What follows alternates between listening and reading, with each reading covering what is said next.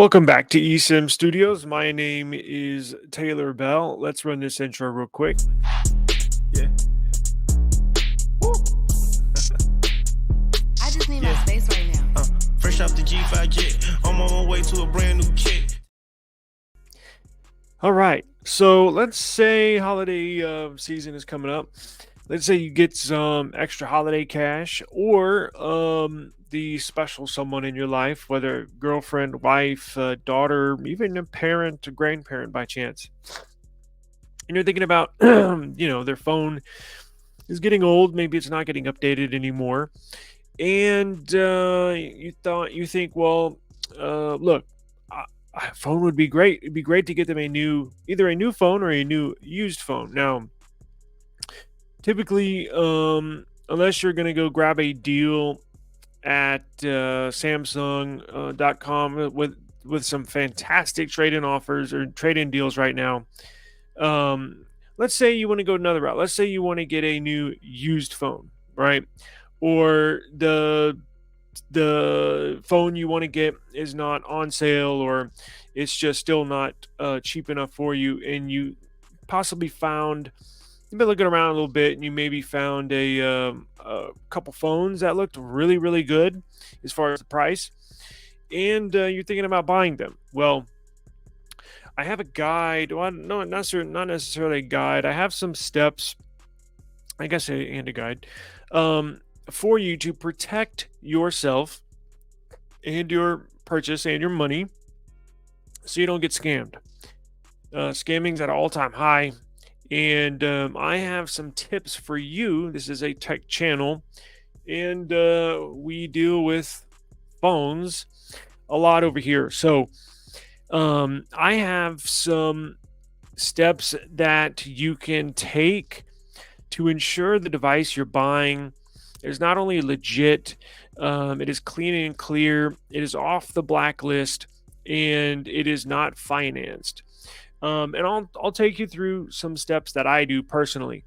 We used to purchase and sell phones wholesale and flip them. So I believe my process is basically, if you follow this process here, it's basically like, I'm gonna say scam proof, but you're gonna basically ensure that if you follow these steps to what I do and what I used to do, you will protect your purchase of your phone to make sure you're not out, three, four, five, $600, right? Now, when purchasing a device, right, you can go into T-Mobile, you can go into AT&T, and basically finance the device, right? Even Apple, if you go to the Apple store, you can finance it through them. You go to Samsung, finance it through them.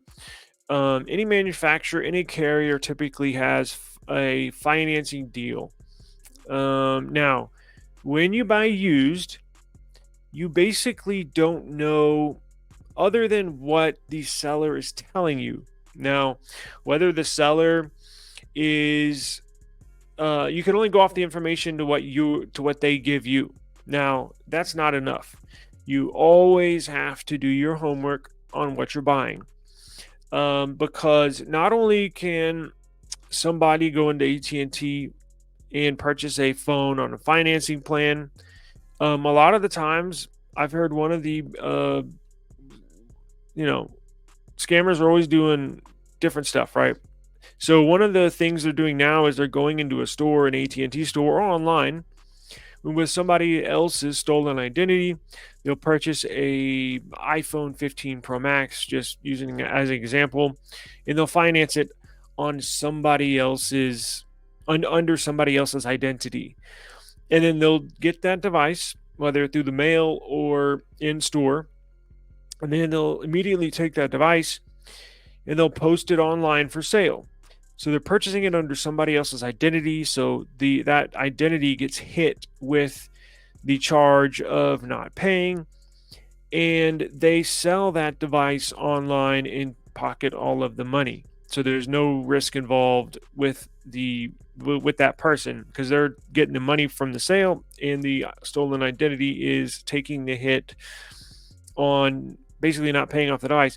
In the scammer, or whoever that person is, just wants to get rid of the phone, right? So whoever buys it, it may stop working in a month or 2 months after no monthly amount has been paid on that finance. So a lot of the times, so where do you go for a used phone, right?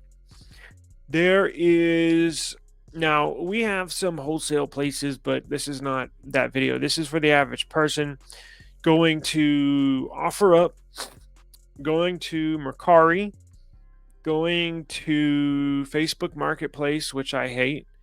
Tons of blacklisted and financed devices on there. I would stay away, but there are some legit purchases on there. But follow these steps, and you will be covered no matter where you buy the device at or from.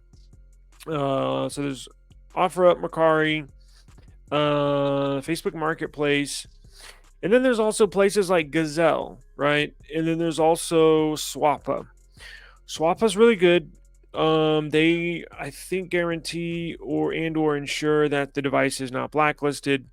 Could still be financed. And then the what is it? Gazelle. Gazelle sells refurbished, reconditioned devices. Can get some good deals, but if you don't want a refurbished or reconditioned phone, stay away from Gazelle. So the three main places that are the most popular is OfferUp. Now that Craigslist is basically dead and gone, for devices, for phones on the aftermarket, it's OfferUp, Mercari, and Facebook Marketplace. That's where a lot of devices are purchased and sold. And now they each come with their own shipping guarantees, and we're not going to go over that. You can get into those. They're on the app. You can look them up. I'm simply going to show you what you can do once you find a device wherever it's for sale. I'm going to show you what to do. What you want to do is always get the device IMEI number. It doesn't have, look, it can be, most devices, well, all devices have two IMEI numbers. IMEI 1 is the physical SIM card, IMEI. IMEI 2 is the eSIM, right? And if it's an iPhone 14 or 15 here in the US, it's going to be eSIM only, right? So there'll be two, IMEI 1 will be eSIM, IMEI 2 will be eSIM. But it's imperative you check, and I'll show you how to check it. Now, you would, when purchasing a car, right? Let's say you purchase a used car.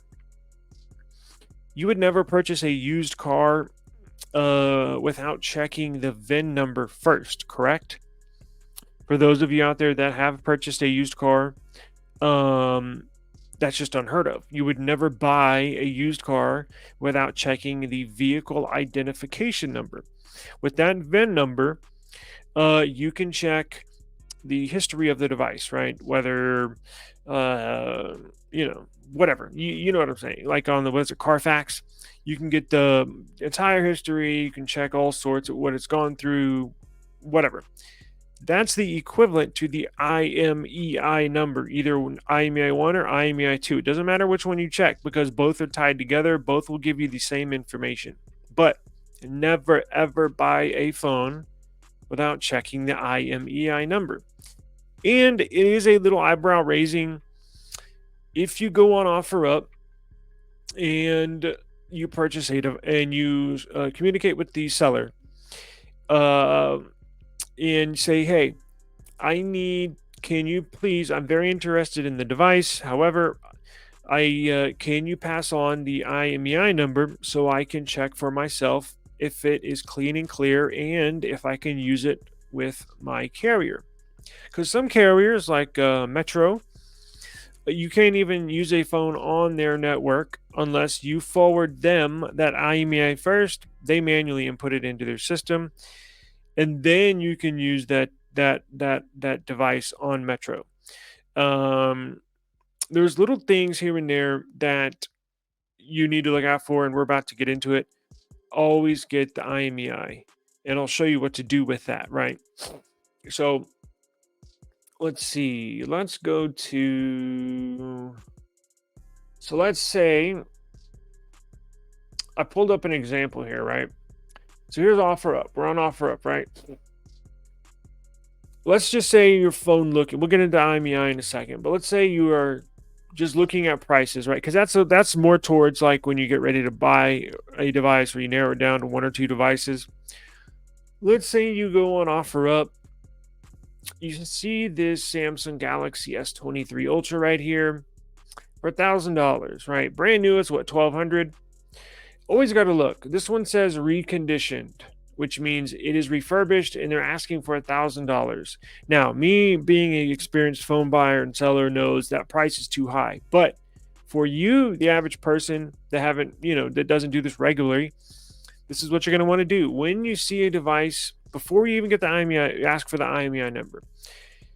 You can see what a fair market value is for any device. So you will know if this seller, is overcharging or over asking fair market value. And then you can take that number and negotiate with them after you, of course, check the IMEI. But let's say you like this device, $1,000 S23 Ultra, right? So after you see a device that you like, see like, damn, this seems a little high, or that seems a little low, that seems really low, go to Swappa. So after you find that device on OfferUp, and I'll put links for all these in the description, all of these where you can check everything. I'll have the description right for you, so you don't have to go start scouring the internet. This video will give you everything you need.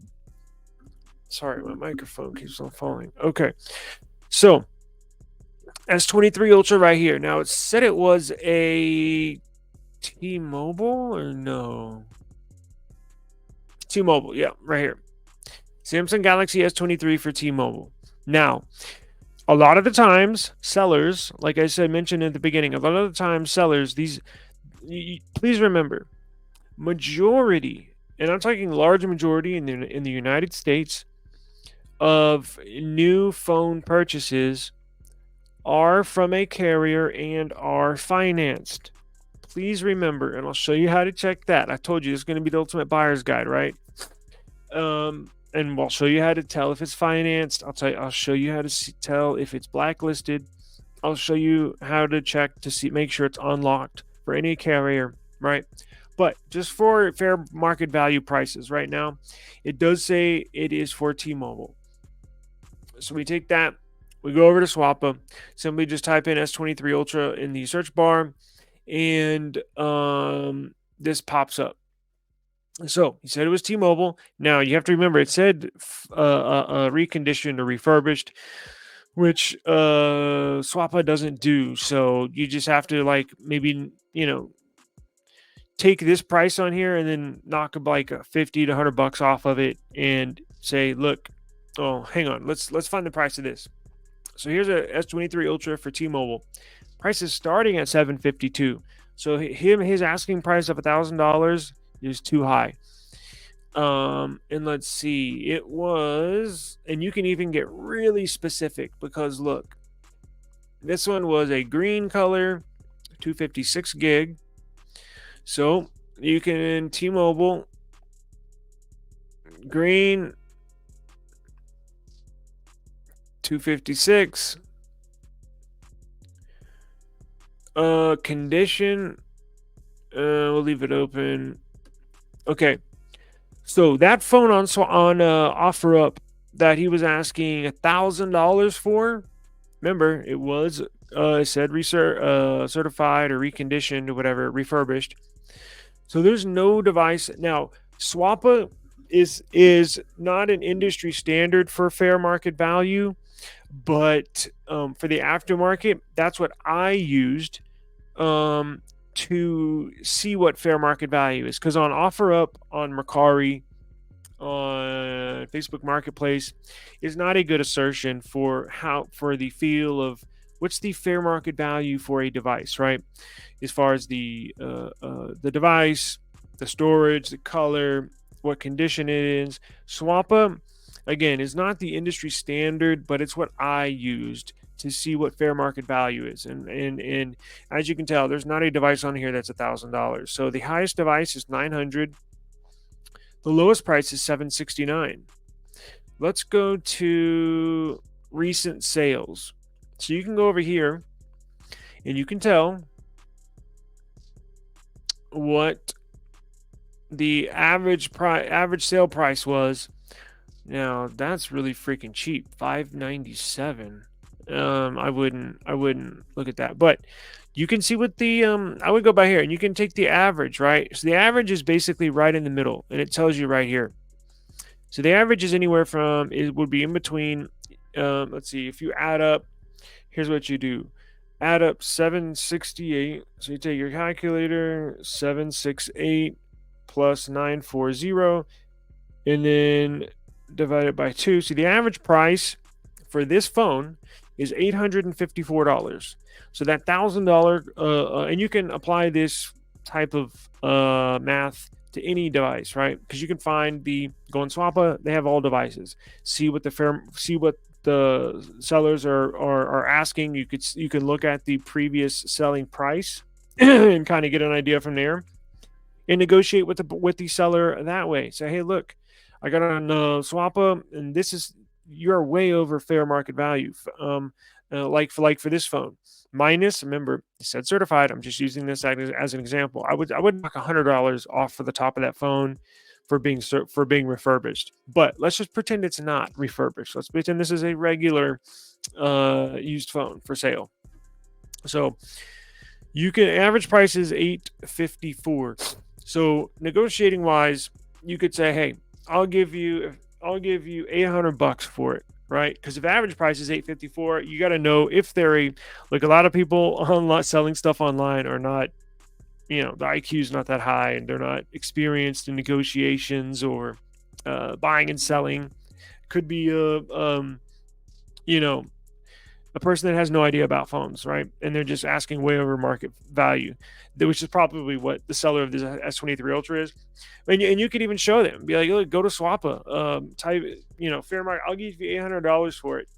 And in a normal negotiation process, they would come back and say, no, I'll do $950. You say, no, that's not anywhere close to, you still way over market value. So you can go back and forth and always start lower in anticipation that you'll settle somewhere in the middle. So if you want to settle at $854, offer $8 with anticipation of him coming down and you going up a little bit, him coming down, you going up a little bit, and then you fall right there in the middle. But that's assuming after you check the IMEI. That's the very last process, negotiation process. I guess I should have started with the IMEI first, but this is the in process of how you would negotiate, how you check fair market value. First thing you need to do is check IMEI. Let's get into that. So I always ask for the IMEI when I purchase this phone. I purchased this one used, IMEI. Now the S23 Ultra that I'm on and the Pixel 8 Pro, we bought them new. But if the seller does not want to give you the IMEI, then you need to, and you still want, that's a sign I would not buy the device. Even if it look, if a deal is too good to be true, it probably is. Now, that's not always the case. There is always an outlier. This phone was an outlier. I thought something was up with it, and it's 1 out of 100, right? I'm probably rarely ever going to find an occasion. I got this for like $260, and it's a $700 phone. I thought something was wrong with it. I thoroughly looked into this, and nothing was wrong. And look, I got a deal of a lifetime, but I got lucky. Not always. So once you start talking to the seller on OfferUp, there we go. Once you start talking to the seller, always ask for the IMEI. Again, remember, you would never buy a vehicle without knowing the VIN number, right? And you could even mention that to the seller. Be like, look, I'm not going to do. Look, I have to check to see if it'll work for me. And I'm making a big purchase here. I don't want to get burned. So if you're a legit seller, please let me know what the IMEI number is so I can verify for myself that it'll work fine. And if they don't have anything to hide, they should not have an issue with giving you the IMEI number. It's not like that personal. It's not like a social or anything, right? It's just again, tell them it's like a VIN number of a car, right? And again, you would never buy a car without checking the VIN. So once you get the IMEI number, what do? I got something for you. So go here, and I'll link this in the description. Now, this is a T-Mobile site, but it works for any carrier, and I'll show you how to use this tool. I use this every day. Well, I used to use it every day, but it still works because I just tried it. So here's what you're going to do. And here's a little trick. Now, it doesn't really tell you, but I'm going to tell you right now how to check. So once you get the IMEI number, what you're going to do, let's say you get, hold on, I'm copying a IMEI number. Okay, so let's say he gives you the seller gives you the IMEI number. Now, this is T-Mobile's website where bring your own device, where you can check to see if your device will work on T-Mobile service, but it works for any carrier, any phone, not just T-Mobile. It works for Verizon. It works for unlocked phones. And I'll tell you how to check. Watch. So let's say the seller gives you an IMEI number, and I'll link this in the description box. So come here, put this link in your browser, put the IMEI number in right here, and say check phone. It's going to scan for a second. Oh, what does it say here?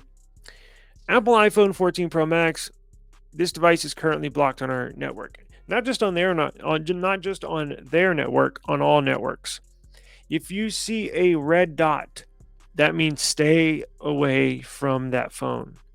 Don't buy it. It will not work on any carrier, even T-Mobile, Verizon. Red dot means stop, right? Red light means stop. We'll stop buying this phone. Just end all communication, because they may even say, "Oh, I'll give it you for $200 off." No, don't do it. Don't. Oh, never go outside the app. A lot of times, these sellers are not honest in selling. They're trying to get you to send money, Cash App, send money, PayPal, outside of OfferUp, outside of Mercari, outside of Facebook Marketplace. Never, ever, ever. As soon as they ask you to send money to them, trust me, they come up with some elaborate. I've seen some elaborate stories where it's just, it's a whole paragraph of why you can't send them money. Oh, my card doesn't work here, or whatever. In communication, it's a scam. Trust me. Only buy and sell within that app, because if you take it outside the app, that app's not going to cover you if you get burned. They're going to say, sorry. It's imperative you purchase, and it's imperative you read their return policy. It's imperative you make the purchase inside the app. Okay. Anything outside of that, let it go. It's not real. So once you get a red dot here, no more buy. So you can just kiss that phone goodbye. It's not worth it. Trust me. Okay, so you got a red dot. So let's say you check another phone, right? And the seller gives you this IMEI number.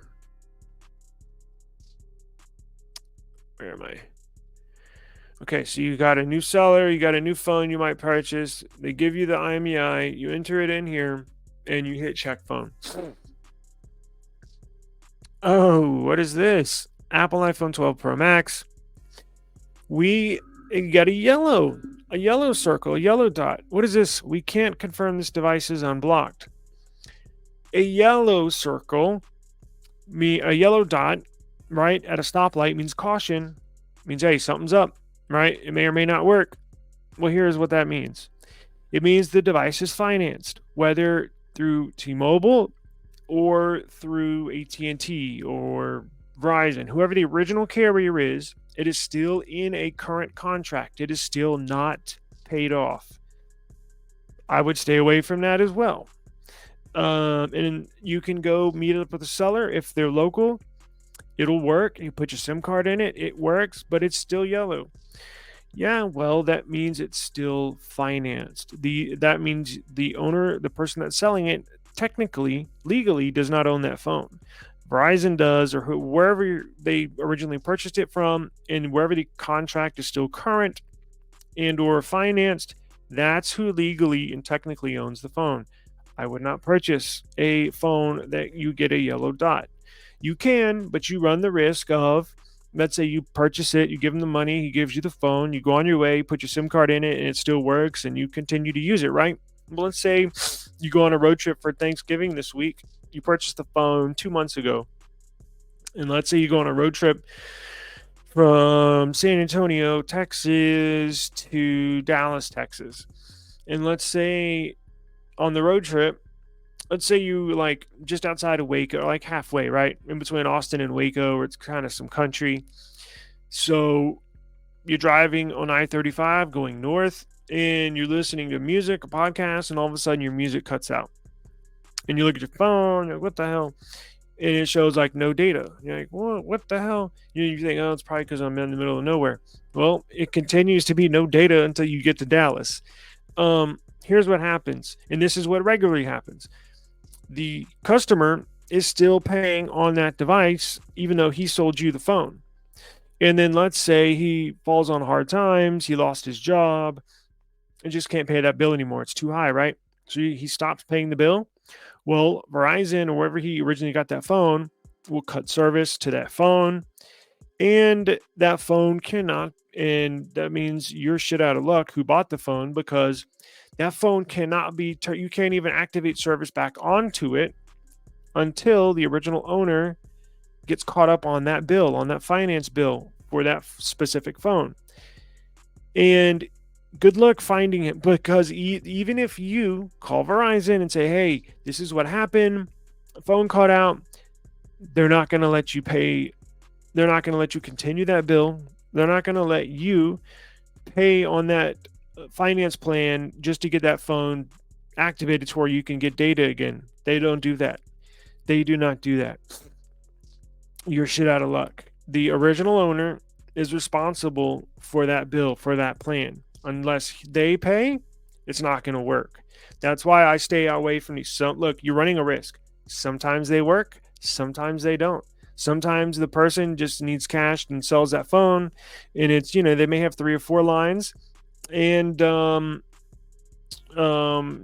this phone was one of those lines that he needed to sell to get some money, but he's still paying on his plan. This phone will still work.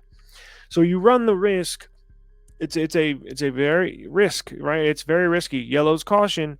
So it means you may randomly in the middle of nowhere, when you're at SeaWorld, when you're on a road trip, when you're at home, wherever, that phone may get disconnected, or you may be fine over the life of the phone. But I'm not taking that risk. I'm not going to spend $600, $700, $800 buying a really, really good deal on a phone just to run the risk of it getting cut whenever. And then you can't just turn it back on. You can't call up Verizon like, well, can I take over the payments?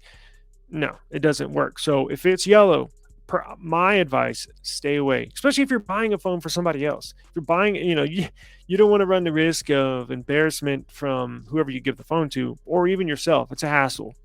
So just stay away. If it's red or yellow dot on this T-Mobile check site, stay away. Okay, so let's say another seller, you see another phone you're interested in, and he gives you the IMEI number, and you say, okay, well, third time is a charm, right? So you plug the IMEI number in there, you hit check. Oh, what do you know? Green, green, green. What does this mean? It means you're good to go. It means this behind the scenes, or this IMEI is a good device. This means green dot, green dot, green dot means the device is fully paid off. It means the device is not blacklisted. It means you're good to go. So that means any SIM card you put in there, it'll work. So if you get 3 green dots, that means you're good to go. So just keep that in mind. I will put this in the description box below. Now, what sets this online YouTube phone buying guide apart from all the others? I'm going to give you some insider information. I have a website here that only the professionals use. Check this out. If you want to check the history of a device,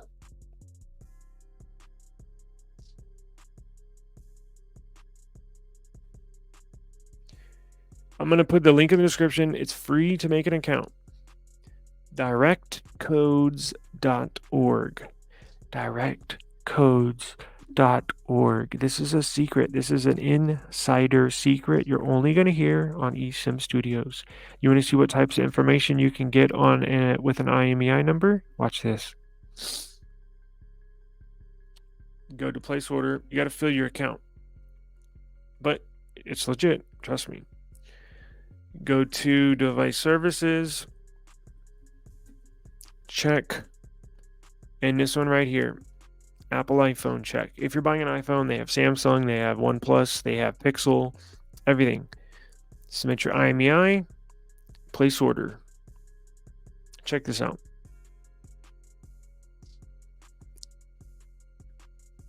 Look at this info you can get. This is with the IMEI number. You can get activation date, activation status, warranty status. You can get when they purchased, the original owner purchased the device. You can get the iOS it's on. You can get if it's had repairs, if it's been called in for service, if it's has Apple Care, if the device has been replaced under warranty, if the device has been activated, is it unbricked, meaning is it unblocked? Is it a demo unit, meaning a store unit? A registered device, loaner device. You can get all sorts of stuff. Is Find My iPhone on? Is iCloud? Is it iCloud locked? And then the big one, is it carrier locked? All that. So we'll link that in the description as well. And you heard it here first. Now, getting into, before we get out of here, check what's your checklist when you purchase a device from OfferUp, from Mercari, from Facebook Marketplace, from Swappa. Each of these have different return policies. Don't assume each one has the same return policy. Mercari is much more stringent, much more strict on returning devices. OfferUp, I believe, gives you 2 or 3 days that you have to check the device when you get it, to reach out to them. And again, they all have different procedures. So please do your homework before buying a device and after buying a device. After you buy a phone, when you get it in, make sure the IMEI, important, make sure the IMEI of the device you receive matches the IMEI of the device before you purchased it, right? I've seen it with my own eyes. There's been times where a seller says, yeah, here's the IMEI. You get the IMEI, you get it, you scan it, you check it on the T-Mobile website, all that good stuff. Everything comes back clean and clear, right? And then they mail it to you, you get the device in, and it doesn't work, or something's off, right? You're like, wait a second. And by this time, a lot of the time, 2 or 3 days have passed, and then the return window is gone. And then you check the IMEI, and you're like, wait a second, that's not the same IMEI.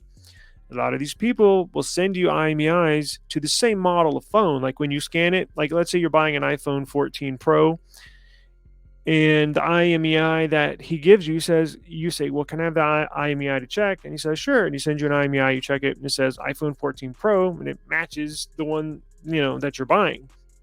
And then you get it in the mail, and it's an iPhone 14 Pro, but it's a different IMEI. It's a blacklisted IMEI. So they found an IMEI that's good and legit, clean and clear to give to you to check.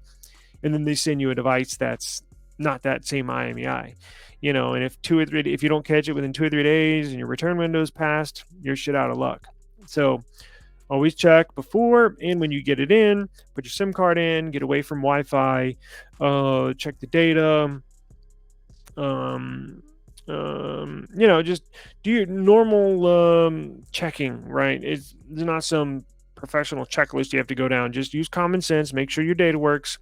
You can even call your carrier, give them the IMEI to make sure it works. But that website, everything here you can do on your own. It saves time. Calling takes forever, and they'll give you the same info as the links I'm giving you, compared to calling. And plus, calling, you waste too much time. So let's see what else. I think that is it. If I can, let me go through my screen share to make sure.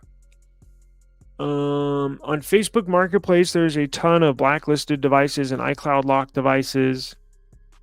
The directcodes.org is the best place to go to check for if a device is iCloud locked, because even if a device is iCloud locked, it's not going to say that on the T-Mobile.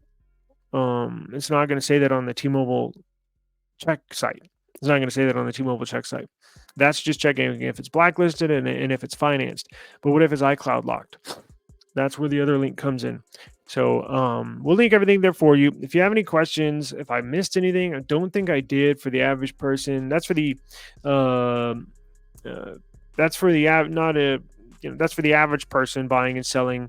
Just wanted to keep you all safe when I know the holiday season is here. This is a time where a lot of people do buy phones, whether it be for parents or the grandparent that doesn't, they don't know, like what we did last 8 months ago. We did that for ours.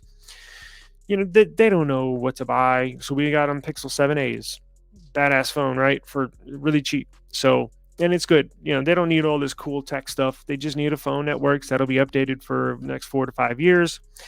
And a Pixel 7a is perfect for that. So it gets updated once a month, and it's got everything they need. So but this time of the year, a lot of phones are purchased and sold, but these online actors are at an all-time high. So it's imperative that you are detailed in your purchase, because it's sure, spending an extra 5-10 minutes checking this stuff sure beats, wasting, I don't know, a day or two of having a phone that doesn't work, and then you're past the return window, so you're, $500, $600, $700 out of luck. And just, these are big purchases, and you have to protect yourself. But I know a lot of people don't know the right process to go through or where to start. And some do, because some say, well, let me check the IMEI, but then they go to these third-party websites. Thank you. Saying thank you to myself. I'm glad I remember that. Do not use the third-party websites, the IMEIcheck.com, the IMEIchecker.com. Don't use those.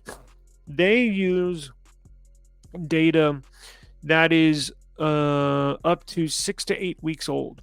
So it could tell you on these third-party websites where you scan the IMEI and it says clean and clear.